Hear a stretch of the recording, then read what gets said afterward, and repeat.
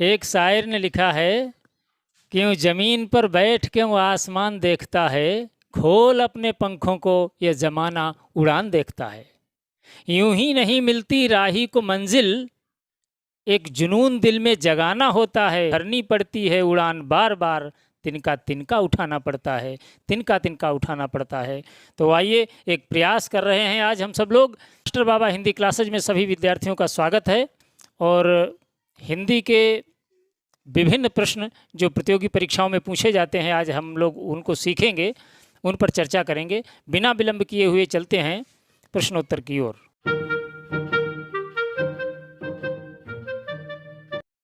आज की क्लास देखते हैं। आज की क्लास है विसर्ग संधि पर। विसर्ग संधि, स्वर संधि हम लोग पढ़ चुके हैं। अब विसर्ग संधि और फिर व्यंजन संधि। विसर्ग संधि में हम आपको बहुत सरल तरीका बताएंगे।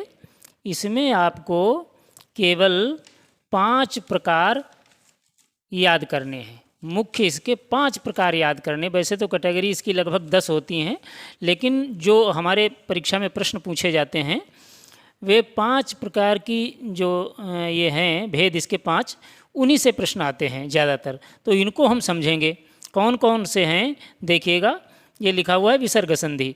विसर्ग संधि, इसमें विसर्ग का ओ होना। पहला तो एक नियम ये है कि विसर्ग, ऐसे कुछ शब्द होते हैं जिनमें विसर्ग का ओ बन जाता है। तो हम पहले ओ वाली बात पर ध्यान दे लें कि कहाँ कहाँ पर कौन कौन से ऐसे शब्द हैं जो ओ में परिवर्तित, जहाँ पर विसर्ग हो जाएगा। तो जैसे यहाँ ये लिखा है विसर्ग से पहले आ हो। ये देखिए नियम लिखा हुआ है, लेकिन नियम से ज़्यादा आपके लिए उपयोगी यहाँ पर शब्द सिद्ध होंगे। शब्दों पर आप ध्यान देंगे, अभ्यास करेंगे तो आपके लिए सरल रहेगा परीक्षा के लिए। और अगर ज्ञानी बनना, ज्ञान लेना है तो फिर विधिवत पढ़िएगा, वो अलग बात है। लेकिन यहाँ पर पीईटी परीक्षा के उद्देश्य से हम थोड़ा शॉर्टकट बताएंगे आपको, लेकिन परीक्षा के लिए पर्याप्त होगा और सरलतम तरीका होगा। बस ये हमारा उद्देश्य है। तो विसर्ग से पहले आ हो और बाद में आ या किसी वर्ग का तीसरा, चौथा, पांचवा वर्ण या फिर या, रा, ला, वा, हा आए तो विसर्ग का ओ हो जाता है। ये परिस्थितियां जब होंगी तब विसर्ग का ओ होगा। आप इसकी स्क्रीनशॉट ले सकते हैं और फिर आगे देखिएगा। अब हम सीधे शब्द पर चल रहे हैं। देखिएगा ओ कहाँ कहाँ पर होता है। जैसे यहाँ लिखा है वयः धन वृद्ध। अब वयः धन वृद्ध है, यहाँ पर ये वा आया है। हमने कहा था जहाँ पर या, रा, ला, वा, हा ये होगा विसर्ग के बाद में, या फिर आ होगा, वहाँ पर ओ हो जाएगा। तो यहाँ पर वा है, ये वृद्ध में वा है, इसलिए ये हो गया वयो वृद्ध। ये जो विसर्ग है, देखिए वय तो ज्यों का त्यों है, वय है ना। और ये वृद्ध जो है ये भी ज्यों का त्यों है, ये भी ज्यों का त्यों है।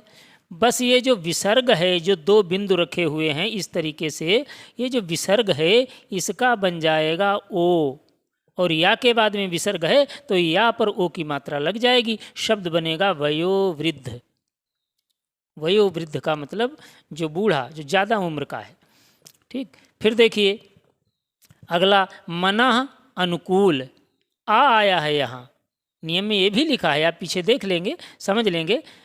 तो आ आया है इसलिए यहाँ पर बनेगा ओ, शब्द बनेगा मनोनुकूल। बिल्कुल सही। मनोनुकूल की यदि इसका यदि संधि विच्छेद पूछा जाए तब आप करेंगे मनः धन अनुकूल, और इसमें संधि है विसर्ग संधि। समझ गए। फिर मनः रंजन, ये रा आ गया, या, रा, ला, वा, हा ये अगर आएंगे विसर्ग के बाद में तो ओ हो जाएगा, ऐसा नियम है। तो ये हो गया मनोरंजन, ये भी सही। फिर यशः गान, यशः गान, देखिए ये भी नियम था कि किसी वर्ग का तीसरा, चौथा, पांचवा। वर्ग का मतलब जो 5 वर्ग होते हैं, क वर्ग, च वर्ग, ट वर्ग, त वर्ग और प वर्ग, ये हमारी हिंदी वर्णमाला में। तो वर्ग का वहाँ से मतलब है। तो उनका तीसरा, चौथा और पांचवा वर्ण, तीसरा, चौथा और पांचवा वर्ण यदि आएगा तब भी विसर्ग का ओ हो जाएगा। तो ये यहाँ पर है गा। गा का मतलब क वर्ग का है, का, खा, गा। का खा गा, ये तीसरा हुआ ना गा, तो तीसरा आया है इसलिए यशोगान हो गया, ओ में विसर्ग परिवर्तित हो गया। समझ गए? फिर है अधः गति, यहाँ पर वही नियम है, हो गया अधोगति। फिर है तपः वन, यारा लावा हा, ये आ गया हुआ तो हो गया तपोवन। यहाँ तक समझ गए? इन शब्दों का आप अभ्यास करेंगे, कई बार पढ़ेंगे, तभी विधिवत समझ में आएगा। फिर देखिए अगला शब्द है यशः दा, ये ता था दा, ता था दा, ये तीसरा है, तवर्ग का तीसरा दा, इसलिए हो गया यशोदा। ये शब्द पूछा जाता है, मोस्ट है, ध्यान से समझिएगा। यशोदा का यदि विच्छेद पूछा जाए तो होगा यशः धन दा। क्या होगा? यशः धन दा बराबर यशोदा। अगला है मनः धन रथ, ये रा आ गया, इसलिए यहाँ पर भी यो की मात्रा लगेगी और शब्द बनेगा मनोरथ। मनः धन हर, हा आ गया, इसलिए यहाँ पर भी ओ बनेगा और हो गया मनोरथ। मनः नीत, पांचवा आ गया, ता था दा धा ना, पांचवा वर्ण है, वर्ग का पांचवा वर्ण, इसलिए यहाँ पर भी होगा मनोनीत। बिल्कुल सही, समझ रहे? कोई दिक्कत? कोई दिक्कत नहीं होगी। अगला है, देखिएगा अगला है इसमें तेजः रूप, तेजः रूप रा आ गया ना, तो तेजः रूप है, यहाँ पर जाके बाद में जो विसर्ग है ओ में परिवर्तित हो जाएगा, शब्द बनेगा तेजो रूप। ये तो बात हुई ओ की, कहाँ पर विसर्ग का ओ बनता है, ये बात हुई। चलो आगे बढ़ते हैं। अगली कैटेगरी है कि कहाँ पर विसर्ग का रा बनता है। विसर्ग का रा होना, कहाँ पर रा होगा? रा का मतलब आधा रा होगा ऐसे, और आधा रा किसी भी वर्ण के ऊपर लगता है, ये भी आप बिल्कुल क्लियर समझ लीजिए। आधा रा हमेशा ऊपर ही लगता है, बाकी कहीं नहीं लगता है। ये भ्रांति यदि है आपके, वो निकाल दीजिए। फिर इसमें नियम लिखा है, यदि विसर्ग से पहले आ से भिन्न स्वर हो, यानी विसर्ग से पहले, जैसे यहाँ पर लिखा है निह, तो विसर्ग से पहले क्या है? ना में ई की मात्रा है, अर्थात आ नहीं है। अगर न होता तब गड़बड़ था, निह है तो इसका मतलब ई है। ये नियम कह रहा आ नहीं होना चाहिए, तभी रा वाला नियम लागू होगा। ठीक है। बाद में कोई स्वर या किसी वर्ग का तीसरा, चौथा, पांचवा या फिर यारा लावा हा आए तो विसर्ग का रा हो जाता है। वही कंडीशन है जो आप पहले पढ़ चुके हैं, अभी उसमें था विसर्ग से पहले आ, उनमें सब में था, उनमें विसर्ग से पहले आ था, जैसे अधः गति, अधोगति, तपः वन, तपोवन, है ना, इस तरीके से। लेकिन अब इसमें विसर्ग से पहले आ नहीं है, कोई दूसरा वर्ण स्वर होना चाहिए, तो दूसरा यहाँ पर है ई, तो निह इसमें विसर्ग, और ये गुण है, गा है, वर्ग का काखा गा, तीसरा वर्ण है, हो जाएगा निर्गुण, आधारा बनेगा विसर्ग का, ये हो गया नी, और ये है गुण, ये गुण हुआ। अब यहाँ पर होना क्या है, ये जो हमारा रा बना है विसर्ग का, ये आधा है तो अगले वर्ण पर चढ़ेगा, तो शब्द बनेगा निर्गुण। समझ गए? ये निर्गुण बन जाएगा। आगे देखते हैं, ऐसे कुछ शब्द हैं, ये निर्गुण हो गया। अगला है दुह धन जन, ये हो जाएगा दुर्जन। देखिए विसर्ग से पहले ऊ है, आ नहीं है, बस आ नहीं होना चाहिए। अगर ऐसी स्थिति है तो बनेगा आधारा, तो हो गया दुर्जन। निधन दय, निर्दय। एक बात और समझ लीजिए, शब्द है निर्दय, आपने देखा होगा कहीं कहीं पर ये निर्दयी लिखा, निर्दयी कोई शब्द होता ही नहीं है, निर्दयी कुछ नहीं होता है, शब्द होता है निर्दय, अर्थात जिसे दया नहीं है वह व्यक्ति निर्दय। निर्दयी कुछ नहीं होता, निर्दय सही होता है। ये वर्तनी शुद्ध अशुद्ध में भी पूछा जाने वाला शब्द है। फिर है निह धन आधार, आ गया तो हो गया निराधार। दुह धन लभ, तो दुर्लभ हो गया, दुर्लभ का यदि विच्छेद पूछा जाए तो दुह धन लभ होगा, और संधि इसमें है विसर्ग संधि। फिर है दुह धन उपयोग, तो हो जाएगा दुरुपयोग। क्या हो गया? दुरुपयोग। आगे चलते हैं, निधन यात, ये हुआ निर्यात, महत्वपूर्ण है, ध्यान से समझिएगा। निर्यात का यदि विच्छेद पूछा जाए तो होगा निधन यात बराबर निर्यात, विसर्ग संधि। फिर है बही धन मुख, ये भी महत्वपूर्ण शब्द है, ये ज़्यादा पूछे जाने वाले शब्द हैं जिन पर हम फोकस कर रहे हैं। बहि धनमुख, बहिर्मुख बनता है। बहिर्मुख का यदि विच्छेद पूछा जाए तो होगा बहि धन मुख। समझ गए? कोई दिक्कत? कोई दिक्कत नहीं होनी चाहिए। अब हम तीसरी काइंड पर चल रहे हैं। तीसरी काइंड क्या कह रही है कि विसर्ग का शा और सा होना। 3 प्रकार के सा, ये आधे सा हैं, अर्थात ऐसे बनेगा, फिर ऐसे बनेगा और फिर ऐसे बनेगा। ये 3 प्रकार से बनते हैं सा आधे। नीचे अगर इसमें ये हल लगा दिया जाए, हलंत वाले हो गए, तब भी आधा ही रूप है। ये भी सही है, ये भी सही है और ये भी सही है, और यहाँ पर ये हैं, ये भी रूप सही है ना। जब हम शब्द में प्रयोग करते हैं, शब्द में जब इनका यूज होगा तब यही प्रकार बनेगा। ठीक। विसर्ग के बाद नियम देखिए, विसर्ग के बाद चा छा हो तो शा बनेगा। अगर विसर्ग के बाद चा छा हो, इसमें ऐसी कोई शर्त नहीं है कि विसर्ग से पहले क्या हो, कोई मतलब नहीं। विसर्ग के बाद यदि चा छा है तो शा बनेगा, टाठा है तो मूर्धन्य शा बनेगा, और ताथा है तो सा बनेगा। ये तालव्य में क्या नाम, दंत सा। समझ गए? ये है नियम इसका। दुह धन तर लिखा हुआ, ये ता आ गया। ता था, अभी हमने ऊपर देखा था कि इसमें नियम था, यदि ता था होगा और टाठा होगा और चाछा होगा तभी ये सा बनेंगे। तो जो ता था होगा तो कौन सा सा बनेगा? ये वाला, जिसे हम कहते हैं दंत सा, या हम बहुत सरल भाषा में कहें तो कह देते हैं कि सरोता वाली सा। ये हो गया दुस्तर। दुस्तर का विच्छेद होगा दुह धनतर। फिर है मनः ताप, ये होगा मनस्ताप। फिर है नमः धनते, नमस्ते भी इसी नियम के अंतर्गत बना है। समझ गए? नमस्ते का विच्छेद नमः धनते। फिर है निह धनसार, ये निस्सार होगा। अब देखिए, ये दोनों शब्द सही हैं। आपके विकल्प में दोनों में से कोई एक ही मिलेगा, और अगर दोनों हैं तो फिर तीसरा ऑप्शन दिया होगा कि उपर्युक्त दोनों सही। कहने का तात्पर्य ये दोनों शब्द सही हैं, ऐसे भी निस्सार और ऐसे भी निहिसार। निहिसार कहें या निस्सार कहें, दोनों सही हैं। फिर अगला है निधन संकोच, ये होगा निसंकोच या फिर निसंकोच, दोनों सही। ये आपके विकल्प पर, परीक्षा पर निर्भर है। समझ गए? व्याकरण के अनुसार दोनों सही है, व्याकरण ऐसा कह रहा है। आगे चल रहे हैं। अगले शब्द हैं दुह धन शासन, ये बनेगा दुर्शासन या फिर दुःशासन, ऐसे भी कह सकते हैं, दोनों सही। धनु धन टंकार, ये टा आ गया। अगर टाठा आता है तो फिर ये मूर्धन्य वाला सा बनेगा।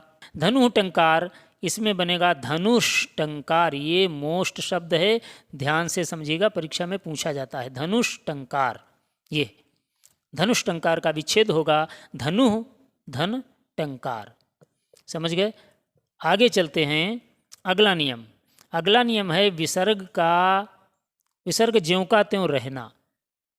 ऐसी भी स्थिति आती है जहाँ पर संधि तो होती है लेकिन विसर्ग ज्यों का त्यों रहेगा। सरल ये नियम है और बहुत ध्यान देने योग्य है। समझिए, यहाँ से भी प्रश्न पूछे जाते हैं। जैसे लिखा है विसर्ग से पहले आ हो, विसर्ग से पहले आ हो। जैसे यहाँ पर लिखा है प्रातः, तो तह, ये ता है, ता में आ शामिल है। ये बात तो बहुत पहले हम बता चुके हैं, आप सबको पता होगी। ता में आ शामिल है तो हो गया यहाँ पर, ये नियम हो गया यहाँ पर आ। और बाद में का खा या पाफा आए तो विसर्ग वैसा ही रहेगा। ये है रूल। प्रातः के बाद में काल आया है तो का आ गया, इसलिए ये प्रातः काल हमेशा ऐसे ही लिखा जाता है। समझ लीजिए, प्रातः काल ऐसे ही होगा। फिर अगला है अधः धन पतन, ये पा आ गया है ना, ये इसमें लिखा है। अच्छा, पा वाले और का वाले ही शब्द आपको मिलेंगे, इसके 4, 6, 10 जो भी। खा और फा वाले बहुत कम, मेन है का और पा। तो अधः धन पतन बनेगा अधः पतन। इसे आप अधो पतन मत कर दीजिएगा, ये अधः पतन ही रहता है। आगे चलते हैं। देखिए अगला, अंतः धन करण, ये अंतःकरण ही रहेगा, बिल्कुल सही, महत्वपूर्ण शब्द है। फिर है दुह धन खा, ये खा वाला उदाहरण आ गया, देखो ये दुह धन खा, दुख, ये दुख ऐसे ही रहेगा दुख, इसमें विसर्ग गायब नहीं किया जाता है। हालांकि आपको बहुत पुस्तकों में ये गायब मिलेगा, ऐसे मिलेगा दुख, दुख लिखा, लेकिन ये गलत होता है। दुख की वर्तनी सही है दुख, ऐसे, ये सही है। फिर अगला है रजह धन कण, का आ गया इसलिए रजह कण ऐसे ही रहेगा। पयह धन पान, ये पा आ गया इसलिए पयह पान रहेगा। मनः धन कामना, ये मनः कामना रहेगा, बहुत महत्वपूर्ण है, वेरी वेरी मोस्ट है, ये समझ लीजिएगा। इसे आप मनोकामना मत करिए, ये मनोकामना नहीं होगा, मनोकामना नहीं होगा, ये समझ लीजिए। ये मनः कामना ही हमारा नियम कह रहा है विसर्ग संधि का, मनः कामना रहेगा। फिर अगला देखिए, अच्छा इसके कुछ अपवाद हैं इस नियम के, इस नियम के, ये जो जहाँ पर विसर्ग ज्यों का त्यों रहता है, इसके अपवाद ऐसे हैं, जैसे लिखा है नमः धनकार। अब यहाँ पर नमः के बाद में का है, तो यहाँ पर विसर्ग ज्यों का त्यों रहना चाहिए, ये नियम बता रहा है, लेकिन नहीं रहता है, यहाँ पर हो जाता है नमस्कार। ये गिने चुने शब्द हैं ऐसे, इनको आपको याद ही करना पड़ेगा, कई बार पढ़ेंगे याद हो जाएगा, कोई ऐसी दिक्कत नहीं। नमस्कार का विच्छेद होगा नमः धनकार, बस इतना याद रखिए, वो नियम छोड़िए, नमस्कार शब्द का विच्छेद याद रखिए केवल।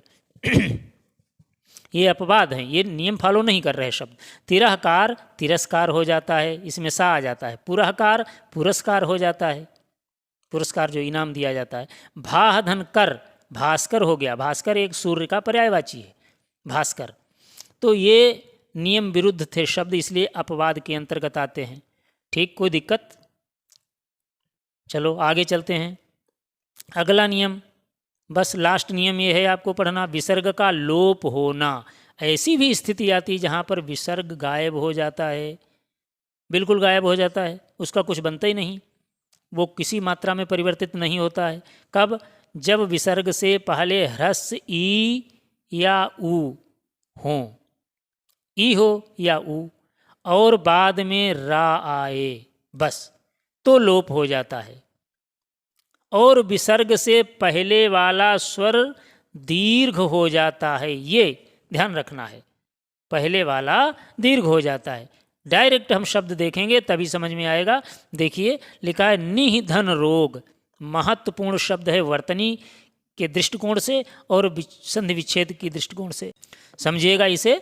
निधन रोग से शब्द बनेगा, इसमें हमने कहा था कि ये नि ऐसे ही रहेगा, विसर्ग गायब हो गया, लोप हो गया है ना, तो रहेगा क्या? रोग, ये बनेगा। लेकिन अब एक नियम अभी इसी में पढ़ा है आपने कि विसर्ग से पहले वाला स्वर दीर्घ हो जाता है, अर्थात शब्द बनेगा निरोग। क्या बनेगा? निरोग शब्द होता है, निरोग नहीं होता है, ये आपको ध्यान रखना है, ये निरोग बनेगा। फिर है निधन रज, नीरज बनेगा इसी नियम के अंतर्गत। फिर है निधन रस, नीरस बनेगा, है ना, नीरज कमल को कहते हैं, नीरस को का मतलब है जिसमें रस न हो। निधन रव, नीरव, नीरव का मतलब ध्वनि रहित, रव कहते हैं ध्वनि को, ये रब वो अल्लाह या भगवान वाला वो रब नहीं, ये रव, रव का अर्थ है ध्वनि, आवाज़, और निह मतलब नहीं है जहाँ पर, अर्थात नीरव वह स्थान है जहाँ पर ध्वनि न हो। ये निह और रव से बना, नीरव का विच्छेद पूछा जाए तब आप करेंगे निह धन रव, समझ गए।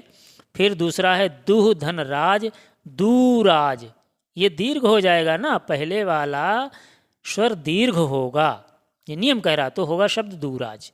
बस ऐसे कुछ शब्द ये हैं जो याद करने हैं आपको, ये कैटेगरी हो गई। अब हम सीधे सीधे चल रहे हैं आपके अभ्यास पर, ताकि आपको पीछे वाले जो नियम हैं वो भी याद आते रहेंगे और साथ में आपको शब्दों का अभ्यास होगा कि आपने कितना सीखा है। देखिएगा एक बार, निरीह, क्या लिखा है? निरीह, निरीह का विच्छेद होता है निह धन ईह, क्या होता है? निह धन ईह, याद रखिएगा। दुरात्मा का होता है दुह धन आत्मा, इसमें विसर्ग का रा बना था आधा, और आधा आधे रा में आ की मात्रा जुड़ी इसलिए पूरा रा हो गया, तब शब्द बन गया दुरात्मा। समझ गए? निरूर्मी, ये नि धन ऊर्मी, तब बनेगा निरूर्मी। समझ गए? निरुपाय कैसे बना? नि धन उपाय। देखिए नि धन उपाय है तो ये हो जाएगा, इसका तो बन जाएगा रा, विसर्ग का रा बनेगा। विसर्ग से पहले ई है अर्थात आ नहीं है तो ये रा बनेगा। ये विसर्ग कब रा बनता है उस नियम के अंतर्गत है। और ऊ इसमें लग जाएगा, ऐसे तो निरु और पाय ज्यों का त्यों रहेगा, शब्द बनेगा निरुपाय। ऐसे ही देखिएगा निरंतर, नि धन अंतर, आ है यहाँ पर इसलिए ये रा बनेगा तो हो गया निरंतर। अब आप समझ रहे होंगे, सोच रहे होंगे कि आधारा ऊपर जाता है हमेशा, तो फिर यहाँ पर ऊपर कुछ गए नहीं निरंतर में। ऊपर जाने का मतलब है अगर कोई किसी वर्ण पर लगेगा, व्यंजन पर, तब ऊपर जाएगा। और जहाँ पर स्वर मिल रहा है रा में, वहाँ पर वो स्वर अपना रूप ले लेगा, है ना। तो ऐसे जो हुआ ये भी समझना जरूरी है, थोड़ा समझिएगा। ऐसे हुआ निर, आधा है रा, और फिर है अंतर। तो अंतर का जो आ है, ये आ इस रा में मिलेगा तो ये रा पूरा हो जाएगा। ये रा क्या होगा? रा पूरा हो जाएगा, अपने पूरे रूप में आ जाएगा। और इधर नी तो लिखा ही है और इधर आधा ना और ता है, तो शब्द बनेगा निरंतर। वही यहाँ पर बना है निरंतर। समझ गए? कोई डाउट नहीं। आगे देखते हैं निरंक। निरंक का विच्छेद पूछा जाए तो होगा नि धन अंक, उसी नियम से है जहाँ पर आधारा बनता। यशोगान महत्वपूर्ण शब्द है, इसे समझिएगा। यशोगान यशः धन गान होगा। क्या होगा? यशः धन गान, इससे बनेगा यशोगान। फिर है मनोरमा, मनः धन रमा, ऐसे बनेगा। निश्चिंत, नि धन चिंत, ये शा विसर्ग का जहाँ पर शा बनता है उस नियम से देखिए, चा छा जब आता है विसर्ग के बाद में तब बनता है तालव्य शा आधा, ये। और यहाँ पर चा आया है इसलिए तालव्य शा बन गया और शब्द बना हमारा निश्चिंत अर्थात चिंता रहित। आश्चर्य, वही नियम बिल्कुल, ये दोनों एक नियम। आश्चर्य हो गया आह धन चर्य, ध्यान रखिएगा इस शब्द को, आह धन चर्य से बनेगा आश्चर्य। फिर ये नीचे लिखा हुआ है निष्ठुर, बहुत महत्वपूर्ण शब्द है, ध्यान से समझिएगा। निष्ठुर, निष्ठुर का विच्छेद होता है नि धन ठुर, ये मोस्ट है भैया, ध्यान रखिएगा। निष्ठुर का होता है नि धन ठुर, शब्द बनेगा निष्ठुर। टा और ठा जब विसर्ग के बाद में आते हैं तब बनता है आधा मूर्धन्य सा, ये बन गया आधा मूर्धन्य सा निष्ठुर में, है ना। ये लिखा है पूरा धन हित, यहाँ विसर्ग के पहले आ है और विसर्ग के बाद में हा है तो ओ वाली कैटेगरी में चला जाएगा और बनेगा पुरोहित। ये ओ वाली कैटेगरी से है जहाँ पर विसर्ग का ओ बनता है। समझ गए? फिर देखिए सराह धन वर, ओ की कैटेगरी में आपने पढ़ा होगा, पीछे आप वीडियो बैक करके देख सकते हैं या स्क्रीनशॉट लिया हो तो देख लेना, उसमें लिखा है अगर या रा ला वा हा ये होंगे विसर्ग के बाद में और विसर्ग से पहले आ होगा तो वहाँ पर विसर्ग का ओ बनेगा। क्या बनेगा? ओ। वही ओ यहाँ पर बन गया और हुआ सरोवर। सरोवर का विच्छेद होता है सराह धन वर। आप शब्दों को याद रखिए। चतुष्पद चतुः धन पद होगा, तब होगा चतुष्पद। शब्द आप में ये भी आ सकता है चतुष्पाद, तब भी होगा, नियम यही होगा, चतुः धन पाद उसका हो जाएगा, चतुष्पद या चतुष्पाद। फिर है धनु टंकार, पीछे हम पढ़ चुके हैं, इस शब्द को फिर से ध्यान दे लें इस पर, ये बहुत महत्वपूर्ण शब्द है ना। तो धनुष टंकार, धनु धन टंकार होगा।